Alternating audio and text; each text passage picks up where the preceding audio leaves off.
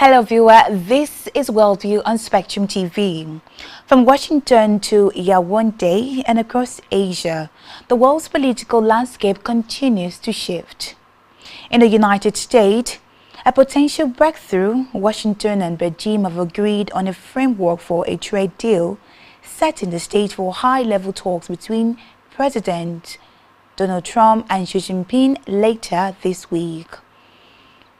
In Africa, Cameroon's long-serving leader Paul Biya secures a historic 8th term, a victory that could lead the 91-year-old president in power until 100. And in the Asian-Pacific region, U.S. President Donald Trump receives a royal welcome in Japan as he seeks to ease tension and strike a truce in the long-running trade war with China. This is Worldview, your global wrap of major stories shaping political power and policies across the continent. I am Emedion James. Stay with us.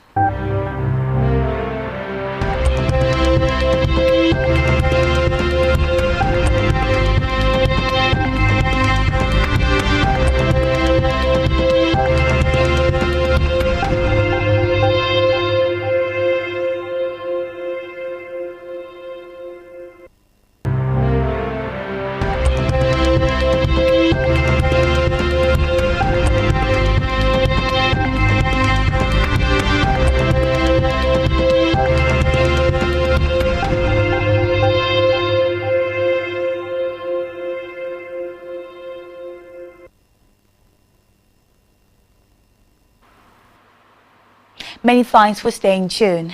We begin from the Middle East, where King Abdul of Jordan has told newsmen that countries will reject being asked to enforce peace in Gaza if deployed under the Trump ceasefire plan. U.S. President Trump's 20-point peace plan, Arab states and international partners are to commit stabilization forces that will train and provide support to vetted Palestinian police forces in Gaza, and will also consult with Jordan and Egypt, who have extensive experience in this field. He also added that Hamas is to disarm and give up political control of the territory. In an exclusive interview, King Abdullah said that Jordan and Egypt are willing to train Palestinian security forces. The king's comments reflect concerns from the U.S.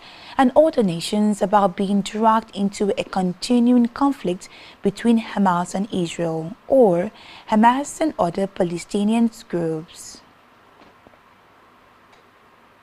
Still in the Middle East, teams from Egypt and international committees of the Red Cross ICRC have been allowed to search for bodies of deceased hostages taken during the 7th October attack, Israeli authorities have confirmed.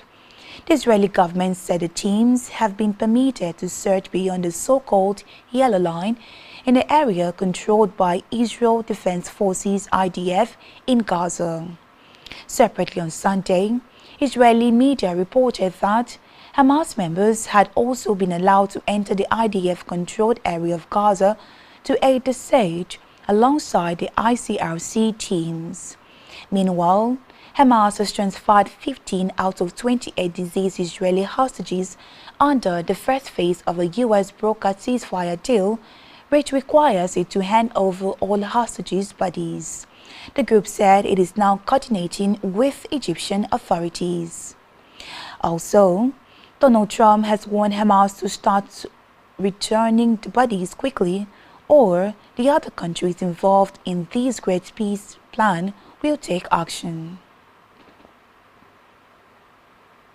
Away from that, direct flights between India and China have resumed as relations between the countries appear to be thawing. Indigo Flight 6E1703 from Kolkata landed in southern Chinese city of Guangzhou today, carrying about 180 passengers. Flights between the two countries were first suspended during the COVID pandemic in early 2020 and did not restart after a deadly clash in the disputed Himalayan border area escalated tensions. But the two countries have been steadily rebuilding relations and last year they reached a landmark agreement on border patrols. The Indian government had said the resumption of direct flight would facilitate people-to-people contact and help the gradual normalization of bilateral exchanges in a statement announcing the development earlier this month. We move now to the Asian Pacific region where U.S. President Donald Trump received a royal welcome today in Japan, the latest leg of a 5-day Asian trip which he hopes to curb with agreement on a trade war truce with Chinese President Xi Jinping. Trump, making his longest journey abroad since taking office in January, announced a flurry of deals on trade and critical minerals with 4 Southeast Asian nations during the first stop in Malaysia, and is set to meet Xi in South Korea on Thursday. U.S. officials said that the negotiators from the world's top 2 economies hashed out a framework on Sunday for a deal to pause steeper American tariff and Chinese rare earth export controls. However, the news sent Asian stocks soaring to record peaks. Also, President Donald Trump said today that Russian President Vladimir Putin should end the war in Ukraine instead of testing and off Russia's coast. Putin said on Sunday, Russia has successfully tested its nuclear-powered Burevestik cruise missile, and will move towards deploying the weapons. Meanwhile, Russia has successfully tested its nuclear-powered Burevestik cruise missile, a nuclear-capable weapon Moscow says can pierce any defense shield and will move towards deploying the weapons, President Vladimir Putin said on Sunday. The test alongside a nuclear drill last week sends a message that Russia, in Putin's words, will never bow to pressure against Russia to push for a ceasefire. Now to trade matters. The U.S. Treasury Secretary Scott Bessent told newsmen that the U.S. and China have agreed the framework of a potential trade deal that will be discussed when respective leaders meet later this week. He also said he did not anticipate the 100% tariff on Chinese goods threatened by President Donald Trump coming into force, while China will resume substantial soybean purchases from the U.S. Joining us on today's trade conversation is an international public relations analyst in person of Ideon Fon Okun. But before then, we'll take a short break. When we return, Worldview.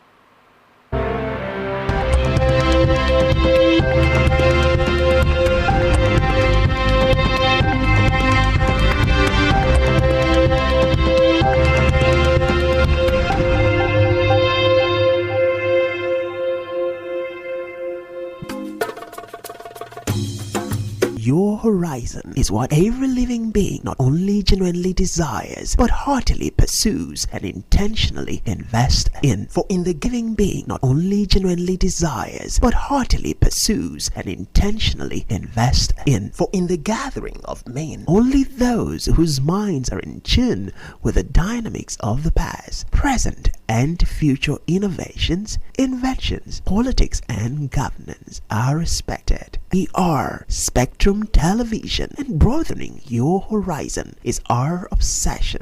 And broadening your horizon is our obsession. Risk on your decoder now to connect Spectrum Television on the frequency 12589, symbol rate 26250. That is frequency 12589, symbol rate 26250. Polarization horizontal, and join our online community at spectrumtvlive.ng. For further inquiries, please call 0704 158 5642 or 0704 541 7707. Spectrum Television, broadening your horizon.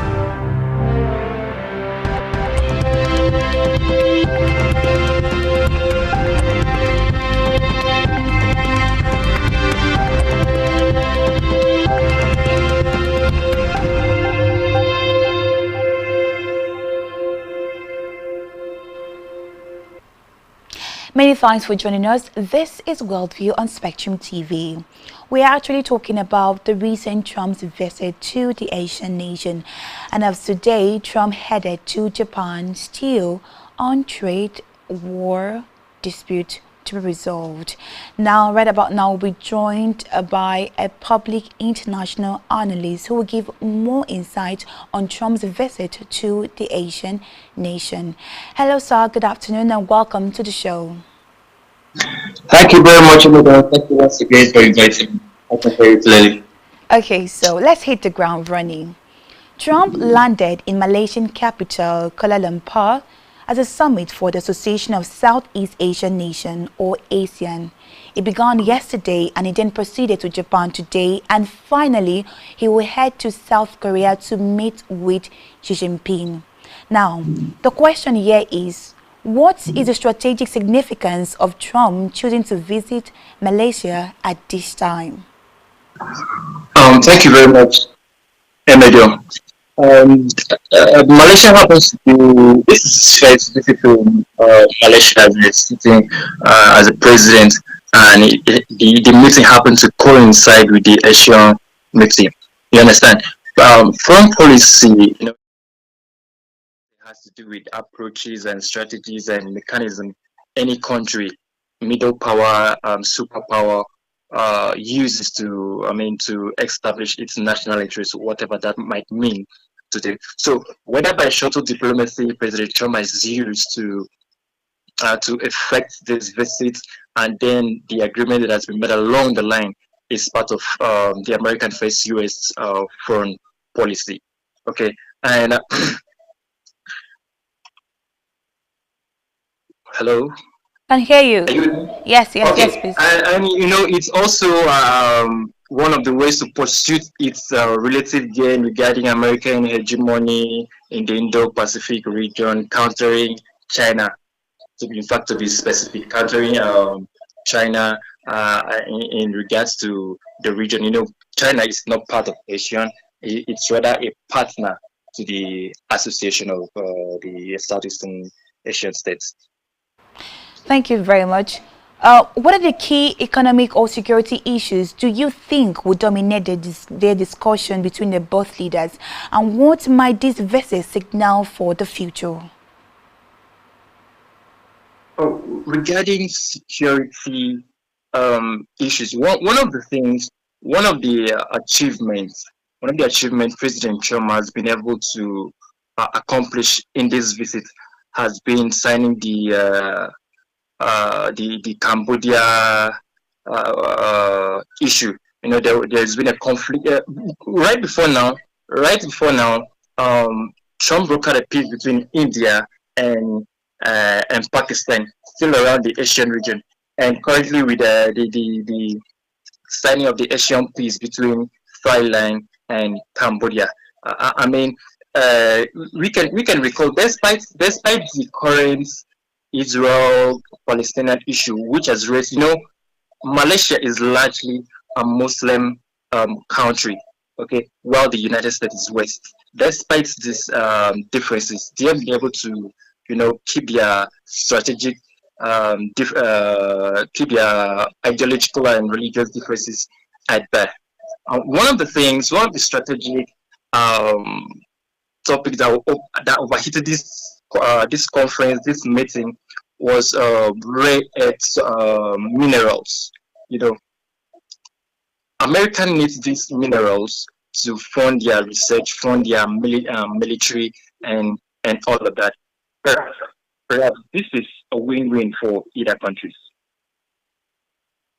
Very much. But now, do you think that the rare earth, I know that rare earths are very crucial for technology and defense industries, but why is this deal significant for both Malaysia and the US? Now, the United States securing a stable supply from Malaysia will mean that China will not have a monopoly of supply to the United States.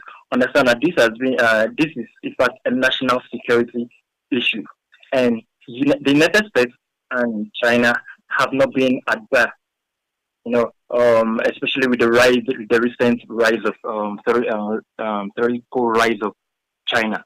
Okay, so the United States having access to Malaysia's rare aid will be a removal of monopoly of supply from China. But you see that there are speculations that this agreement could be seen as part of American strategy to reduce dependency on China for rare earth material. What is your take on that? Yes, that is true. That is true. It in fact aligns. It's a way to diversify from China's 90% dominance in the rare earth processing and all of that as it regards to the United States access to Malaysia's without quota, and also for both countries, as Malaysia supplies these minerals to Russia, to United States rather. Oh? Yeah, I can hear you. Okay, as Malaysia supplies these minerals to the United States, they also want, without quotas rather, they also want a cap on its tariff plan. The United States, since the coming of President Trump, has been on a tariff increase evangelism. So they want this to be a friend-sharing strategy towards the regarding the U.S. CHIPS Act and inflation reduction, which will enhance their national security. If the U.S. is turning to Malaysia for rare earth, what is the purpose of Trump's visit to Xi Jinping today? Can you phrase that, please?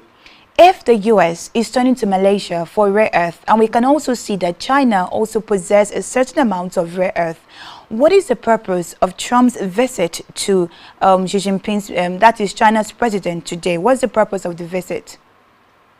Okay, we have seen that this is a national security issue. The United States and China do not share intelligence of any sort. And now having China to supply minerals or stuff you would use for your state security is quite not very well benign for a global superpower. You understand that after the collapse of the after the end of the Cold War, the United States became a global hegemony, despite the fact that some liberals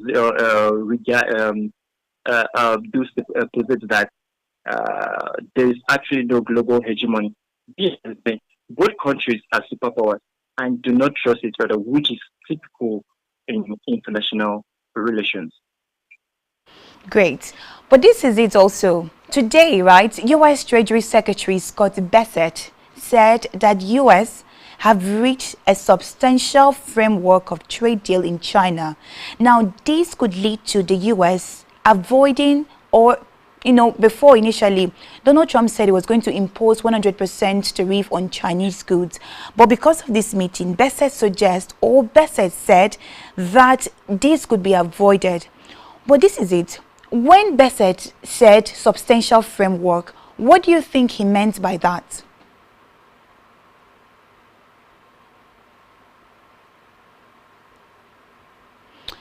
Hello? Yes, please. Did you hear what I asked? You asked about the implication of China, is that? No, U.S. Secretary Scott Bessent actually said that U.S. and China have reached a substantial framework. What do you think he means by substantial framework of trade in China? Okay, the substantial trade framework has to do with agreements where Beijing could go up to restrain, despite the fact they understand that Beijing is a partner to the Asia, and then the United States and China are always at the. So perhaps this framework will allow for for de-escalation of tension, which has always been quite traditional between both nations.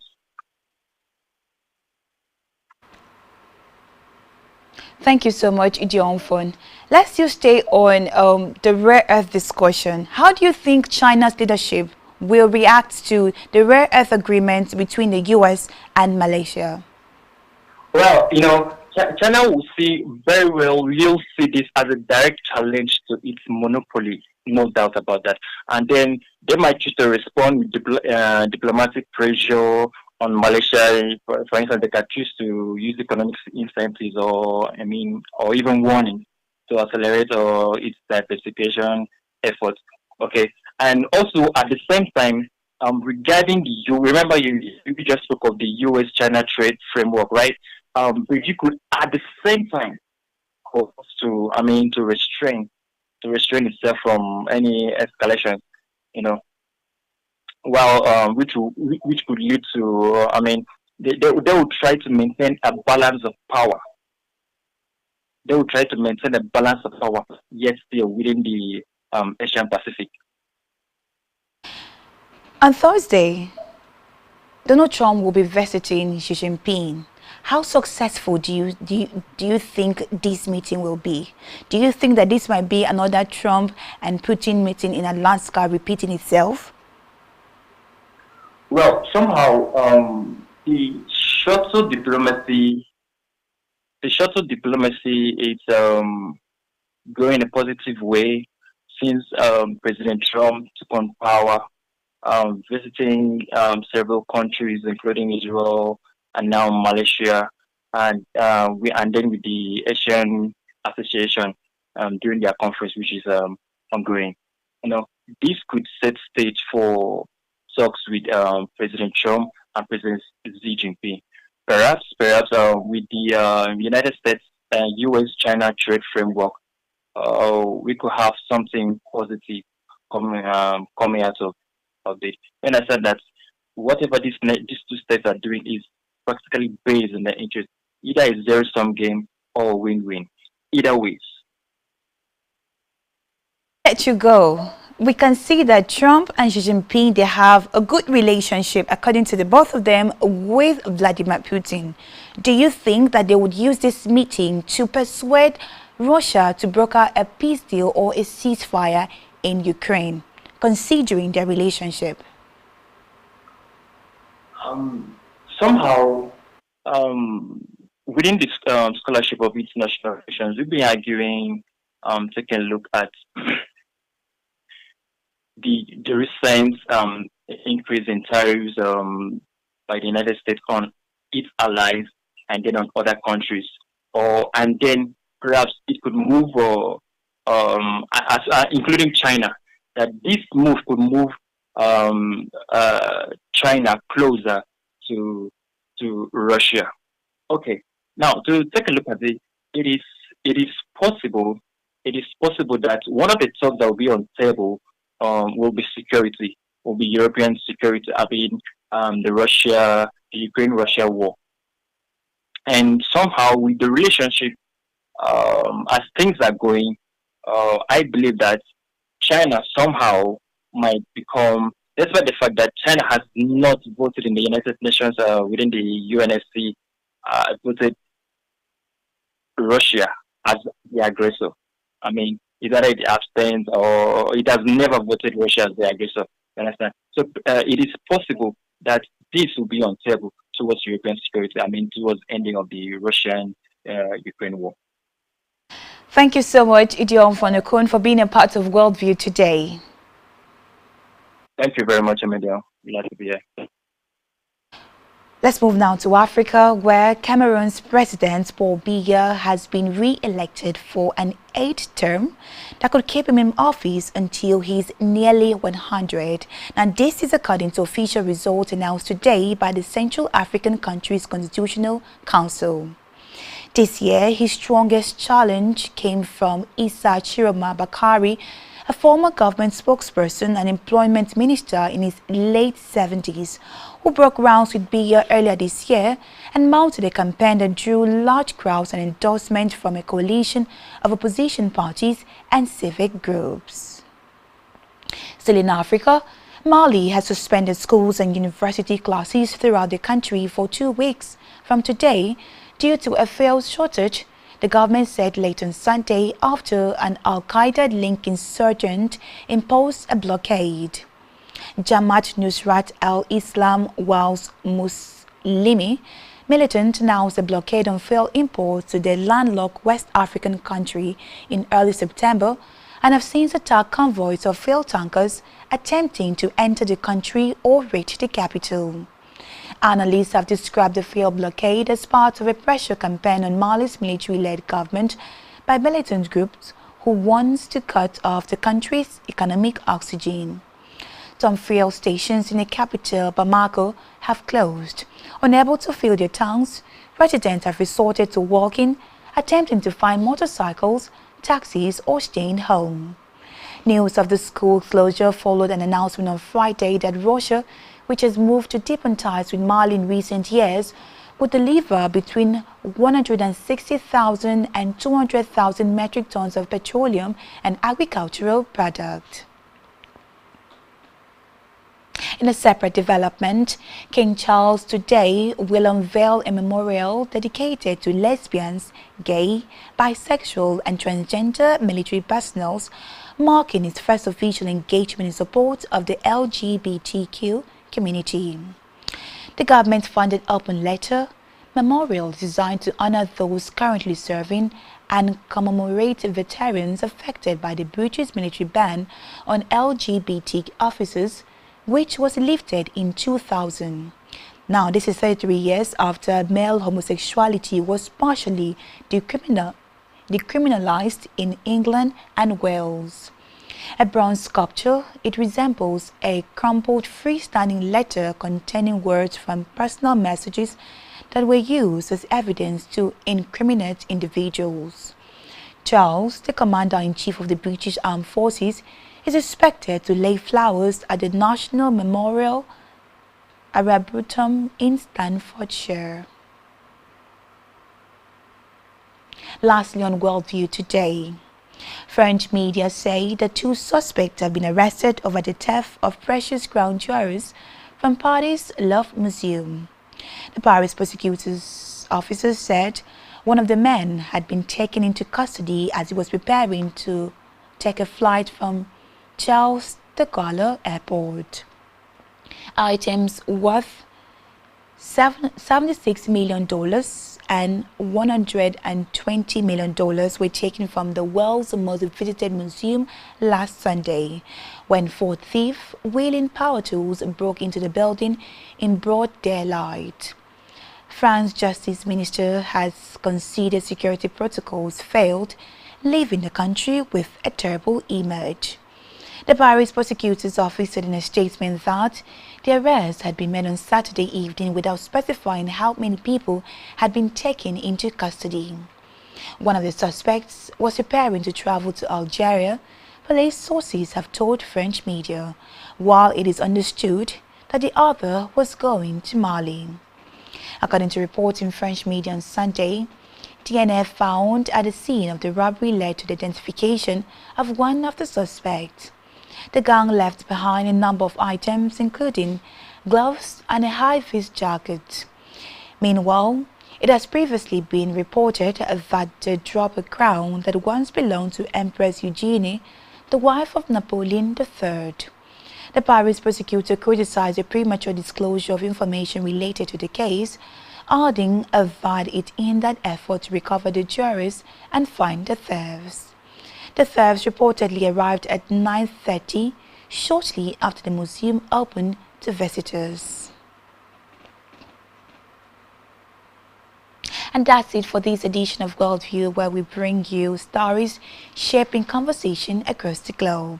From Washington to Beijing and from Yaoundé to Tokyo, the world is constantly on the move, and we're right here keeping you informed. I'm Emedion James. Thank you for watching Worldview on Spectrum TV. Don't forget to join us next time for more insight and analysis on events defining our world. Goodbye.